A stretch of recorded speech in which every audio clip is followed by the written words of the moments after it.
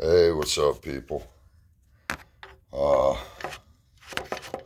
just wanted to take a minute and tell everybody Merry Christmas. Uh, don't forget to keep in mind the reason for the season. I'm gonna try to fire the bike up. I think I got the problem fixed with the battery and everything. But ooh, that's not good. Glad I noticed that. Look at the key. See that? It gets caught in that belt drive. That'd be bad, bad, bad. Real bad. Let me take that off there. That would really be bad. But no, I just wanted to get on and wish all of you a very Merry Christmas, Happy New Year. I've met a lot of good people on YouTube, and I want you to know that you all matter to me. It's been an honor, a true honor meeting some of you. My friend Dolly, Big Mitch Smiley, Harvey, Eric Swanson, Demel Hanna, Jem Maganta, Cholo Trucker, and let's not forget our good buddy Crusted Joint, Judy, Cat, my buddy that knows all about Crazyville, and then we got the Thunder Gang,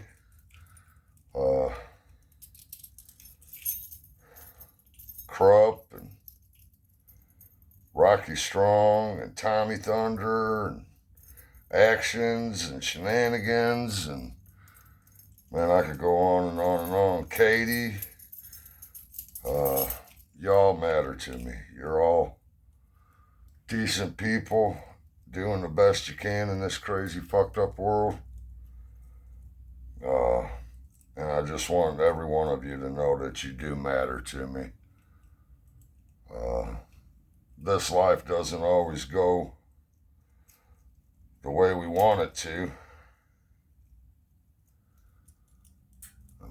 But I do believe that people are put in our lives for a reason. Sometimes they're put in our lives for a long time. Sometimes just a short time. But I believe when people are in our lives, there's something they're going to learn from us, or something we're going to learn from them. But I don't believe in coincidences. I think we're all in each other's lives for a reason, whether that time is short or long. And thanks for showing up, all of you. You all matter to me very much. I'm going to try to start this beast up. She needs to be run. It's supposed to be good weather for the rest of the week. Amy's off work now for the holidays, but I got to ride. I mean, I got so much on my mind here lately, and my positive way of dealing with that is to get on this bike and just ride. So hopefully she'll fire up here for me. Hold on one sec. Oh, that's the shirt my son got me. Is my bike okay? He knows his father well. If I would ever go down, I'd be more worried about this bike than myself. I know that sounds sick to some people, and a lot of people won't understand that, but it's the truth. I'm also not very happy because all the moisture in the air, look at this. On my primary case here, look at that. See all that? I'm gonna put I'm gonna have to wipe it down if I can get it started here. It needs to be wiped down regardless. because I ain't having my bike rust out on me. She's a work of art, and she's been good to me. At first, I didn't know if me and this bike was going to work out.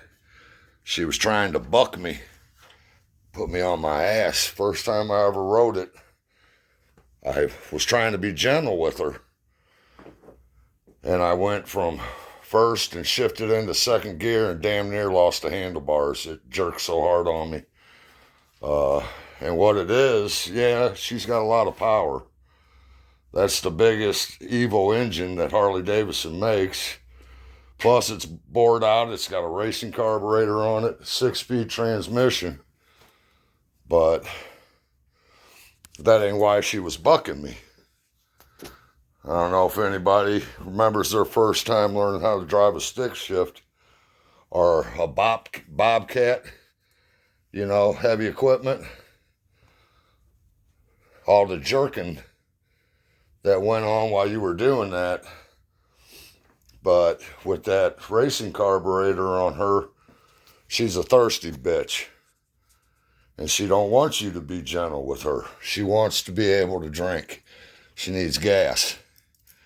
And if you try to baby this bike, she will try to put you on your ass. Once we got an understanding, she's been real good to me.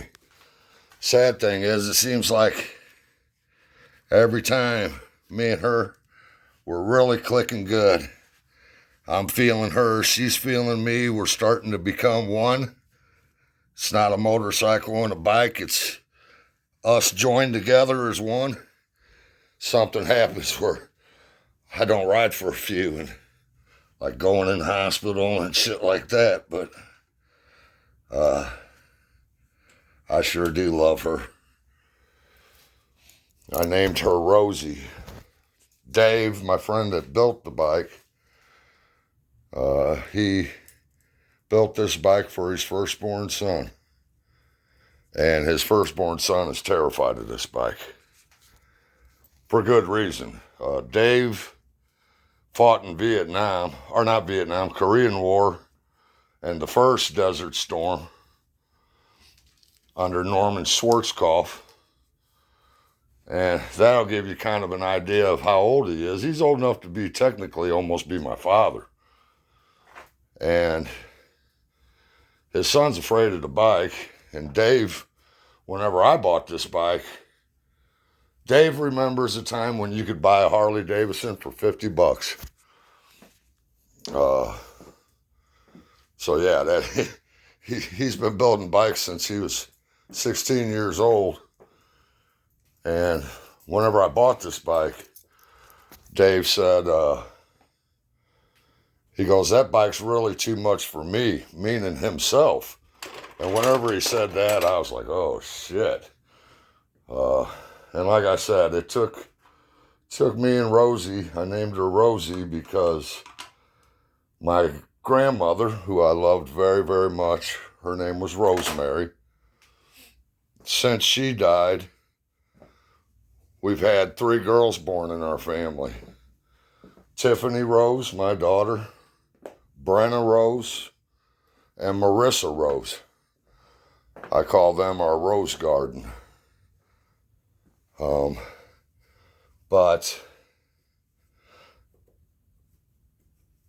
then there's also, the last reason I named her Rosie, that's what I call my daughter, is Rosie. But the last reason I named her Rose was because of the AC/DC song, A Whole Lot of Rosie. Because she is a whole lot of bike. I was out riding one day and this full dresser pulled up alongside of me. And he yelled over, nice bike. I said, thanks. And he started goosing the throttle a little bit on me like he was wanting to run. And I smiled at him and I hit it and he hit it. And you could hear his engine. He was starting to reach the end of his 5th gear. And I fucking smiled at him. I said, 6th gear, and I hit 6th gear and left him. And then I let off the gas, and he pulled up alongside of me. He goes, that's a 6-speed? I said, yeah. He smiled and shook his head. And we went our separate ways, but she is a whole lot of Rosie. Whole lot of Rosie. If you, Dave, whenever I bought it, he said, if you want to have some fun sometime, he said, drop those tires down, that back tire down to 11 pounds of air pressure. Well, it's normally 21. I go a little less in summer because summertime, your tires get hot, and you put in 21, it's going to be more than 21. You're going to be bouncy. You're not going to get as much traction. But he said, drop that back tire down to 11 pounds. And I said, why would I want to do that? And he said, you'll pull that front end up every damn gear. I said, I don't want to pull the front end up every damn gear, Dave. I did that when I was a young man. Now, I get on her, I put my feet up on the pegs, and I enjoy the ride. It's not about the speed no more for me. If it was, I'd still be getting sport bikes. Yamahas and shit like that. This is my old man time to kick back and just enjoy the ride bike. I had a man offer me $19,500 for it. That's a little less than it was appraised for. And I told him, he said, how much you pay for that bike? I said, $8,000. He said, get the fuck out of here. I said, I'm serious. He said, I'll go up right now and I'll get $19,500 out of the bank for you. And I'll buy it right now. And I said, I can't do that. And he said, what do you mean? You can't do that. I just told you I give you $19,500. That's almost 3 times what you paid for that bike. And, my math's good. I knew that. But obviously he don't understand respect. That man built this bike for his son. The only reason he sold it to me as cheap as he did was because he respected me as a man and wanted to do something good for me. So what kind of respect would I be showing him by taking a bike that he could have sold for that and flipping it a week later to make some money? That would have been just such a colossal slap across that man's face and a disrespect to him. And the world I grew up in, yeah, we made some bad decisions. We did some bad things. But the one thing that mattered to everybody in that world was respect. You gave it, and then you fought to keep it. It takes years and years and years to build up. My buddy, Youngblood, this gal he's with, she's so strung out. I was overseeing him one day and she goes, here, take these. And they kind of looked like the generic morphine. She goes, go down there to so-and-so's house and sell them these and tell them they're morphine. And I looked at her. I said, bitch, you must be fucking tripping. I'm going to go down and jack off the reputation that I have built over the years of being solid and dealing with motherfuckers right. And I'm going to go down and I'm going to ruin my reputation so that you can get high? You're tripping, bitch, and you think way too much of yourself. Fuck you. And I normally don't talk to brothers, old ladies like that. But I can't stand that bitch. Can't stand her. She had 3 sons. One of them, she smoked right into the grave. He overdosed and died. The other one has 3rd-degree burns on like 2/3 of his body because his mother was cooking up some shake and bake and fucking the house caught on fire and she ran out. And he ran in and got his mentally retarded brother out of the house and got burnt up. And the reason the brother's mentally retarded is because she smoked him stupid. He was normal. And then the bitch gonna collect Social Security on that kid and have that kid living out in a fucking shed?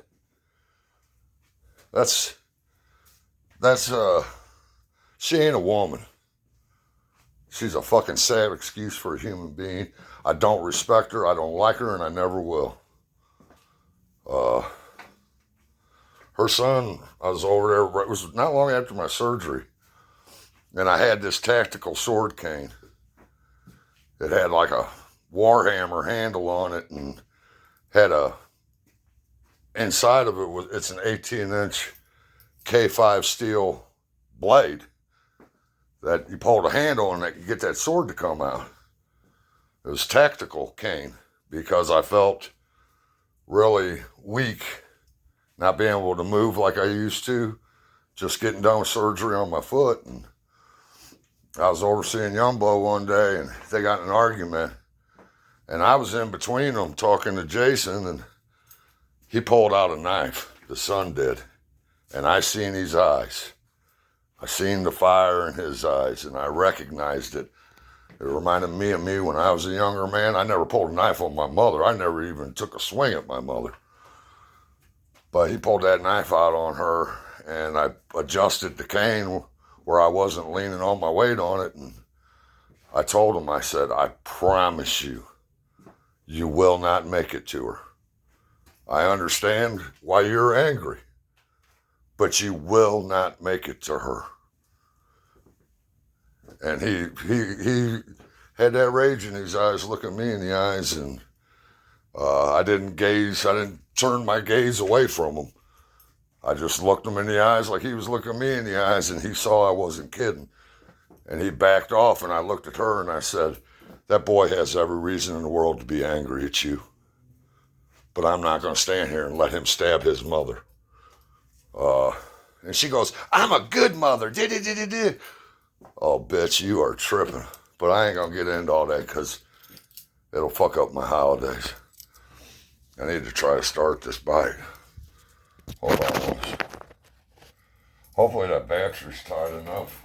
I might have to tighten it back up a little more. I didn't want to go too much because you don't want to break shit. I got to have it of over tightening. And when you do that, shit gets broken. Well, take this trickle charger off. Come on, Rosie. I need you bad. Need you very bad. We need to ride, baby girl. We need to ride. Ignition. So I got the pressure valves pushed in. Come on, Rosie girl.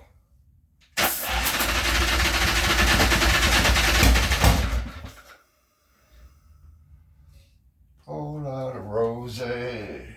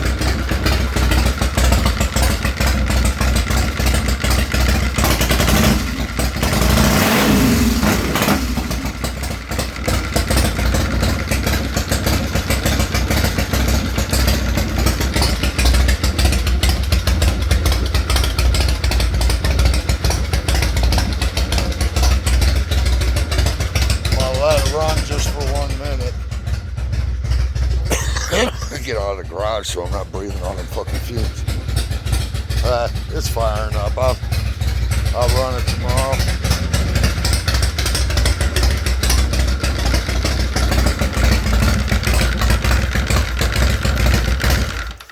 Now I'm gonna clean her up. And I guess the U-Haul guy gave me a because I cleaned, you know, when you rent a U-Haul, it always says sweep it out, clean it up, fold up the tarps. And I do that. I do like my stepdad taught me. When you go camping, you leave the campground better than you found it. And I had that U-Haul looking good. And the dude goes, here, man, take this. He owned that particular U-Haul. He goes, take this. And I said, what's this for? He goes, you brought it back the way you're supposed to bring it back. He goes, I got a bunch of these mats that you get to move shit with. He gave it to me, so I'm going to use it. And I'm going to put it over the bike. I need to get a righteous cover for it, so it doesn't get all that condensation on there, because it'll start to get surface rust and shit. And I don't want that. Do not want that. But I'm going to get off here, and I'm going to wipe her down and dream about tomorrow whenever I go ride. It's getting real bad with the cages on the streets, man. They don't pay attention. You know, and everybody always tells you how dangerous it is riding. And every man, I guarantee you, and every woman, there's a lot of lady bikers too now. I love the lady bikers. I love them to death. Not as much as my Amy, but I love lady bikers. I seen a little bitty tiny gal, man, this is funny as fuck. Back in the day, on the real old bikes, you had to advance and retard to get it to start.